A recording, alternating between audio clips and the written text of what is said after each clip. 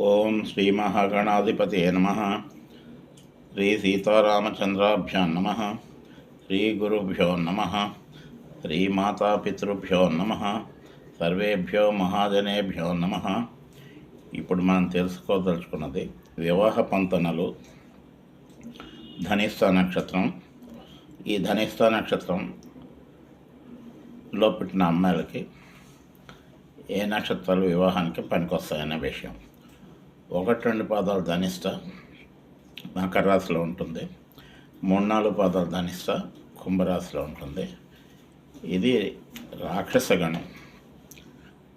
ఈ రాక్షసగణం అయిన అమ్మాయికి మనుష్యగమైన అబ్బాయిలతో వివాహం చేయకూడదు.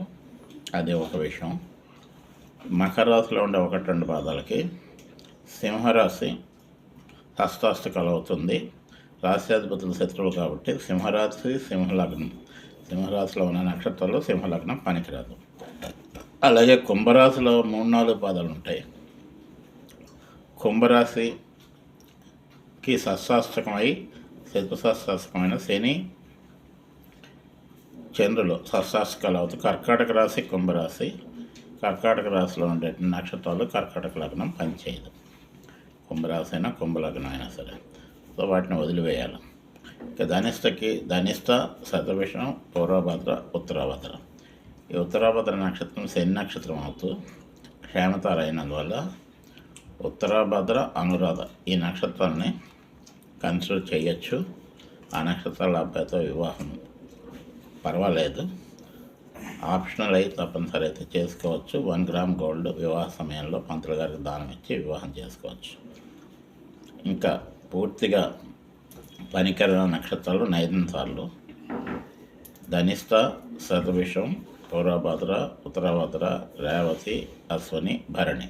ఈ భరణి నక్షత్రం శుక్ర నక్షత్రం. దీని గోడి నక్షత్రాలు భరణి పుబ్బ పూర్వాషాఢ.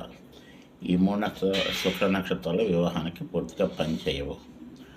ఇది కుజుడి నక్షత్రం, అది శుక్ర నక్షత్రం. నక్షత్రాలు అడిసిగా మైత్రి ఉండదు. అలాగే కాకుండా 7వ తార అవ్వడం వల్ల కూడా ఈ 3 నక్షత్రాలని వదిలివేయవలసి ఉంటుంది. ఇంకా పనికొచ్చే నక్షత్రాలు ఏంటి? ఎక్కువగా రాక్షసగణం కాబట్టి రాక్షసగణ నక్షత్రాలు నప్పుతాయి. దేవగణ నక్షత్రాలు పర్వాలేదు, మనుష్య గణాలు చేయొద్దని చెప్తారు. 6, 8, 12 రాసుల్లో లేని దేవ రాక్షస గణాలైన తారాబలం కలిగిన నక్షత్రాలు ఏవైతే వాటిని మనం తీసుకోవచ్చు. శతభిషం స్వాతి ఇవి 2 కూడా రాహు నక్షత్రాలు. ఒకటి దేవగణం, ఒకటి రాక్షసగణం. ఇవి సంపత్తారు అవుతాయి కాబట్టి వాటిని యాక్సెప్ట్ చేయొచ్చు. వెనకాతలు ఉన్న శ్రవణం దేవగణం, ఇది తారాబలం ఉంటుంది. రోహిణి మనిషి గణం, దాన్ని మాలగా తీసుకోవడానికి లేదు. హస్త నక్షత్రం అష్టమంలో ఉన్నప్పటికీ 50-50. కుంభరాశి దానికి అష్టమంలో ఉంటుంది కాబట్టి 3-4 పాదాలు వాళ్ళకి పనిచేయదు, కానీ 1-2 పాదాల హస్త పనిచేస్తుంది. ప్రాక్టికల్గా ఈ హస్త నక్షత్రం చంద్ర నక్షత్రం అవుతూ ఇది కుజ నక్షత్రం మైత్రి ఉంటుంది. ఫీజిబుల్లీ మామూలుగా ఇక్కడ కుంభరాశి వాళ్ళైనా మకర రాశి వాళ్ళైనా హస్తని ఆఫ్ చేయొచ్చు. కన్యారాశిలో ఉండే నక్షత్రం తారాబలం ఉన్న నక్షత్రం. కొన్ని చోట్ల ఇది సరైన ఫలితాలను ఇవ్వటం లేదు అనుభవంలో, అయినా సరే పనికొస్తుంది అనేది శాస్త్రరీత్యా ఉంది. ఇంకా దాని వెనకాతలు ఉండే నక్షత్రం కృత్తిక ఉత్తరాషాఢం. ఇందులో ఉత్తరాషాఢ మనుష్యగణం అవడం వల్ల వాటిని ఆఫ్ చేయడానికి లేదు. కృత్తిక నక్షత్రం పనిచేస్తుంది. కృత్తిక నక్షత్రం రాక్షసగణం అవడం వల్ల పనిచేస్తుంది. ఇంకా రాక్షసగణాలు ఏమయ్యాయంటే జ్యేష్ఠ ఆశ్లేష 3-4 పాదాలు ధనిష్ఠకి పనికిరాదు, 1-2 పాదాలకు పనిచేస్తుంది. జ్యేష్ఠ కొన్ని ఇన్హిబిషన్స్ ఉన్నాయి కాబట్టి ఆశ్లేష వదిలేయాలి. జ్యేష్ఠ నక్షత్రం రాక్షసగణమే, రేవతి దేవగణం. ఈ రేవతి జ్యేష్ఠలు కూడా పనికొస్తాయి. ఇలా వెరసి ఈ నక్షత్రం ధనుసు నక్షత్రానికి విడివిడిగా కాకుండా రెండింటికి కూడా పూర్తిగా రాక్షసగణ నక్షత్రాలు, దేవగణ స్వాతి, శతభిషం, మఖ, అశ్వని, కృత్తిక, శ్రవణం, హస్త, అలాగే రేవతి,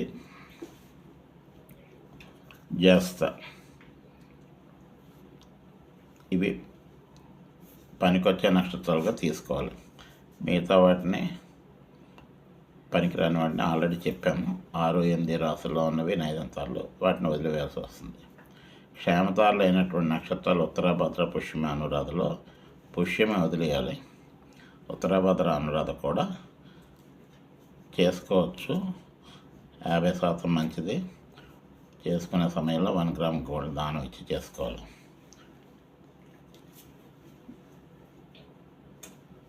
మీ దగ్గర సెలవు తీసుకుంటున్నది మంతా సత్యనారాయణ, విశాఖపట్నం. నమస్తే.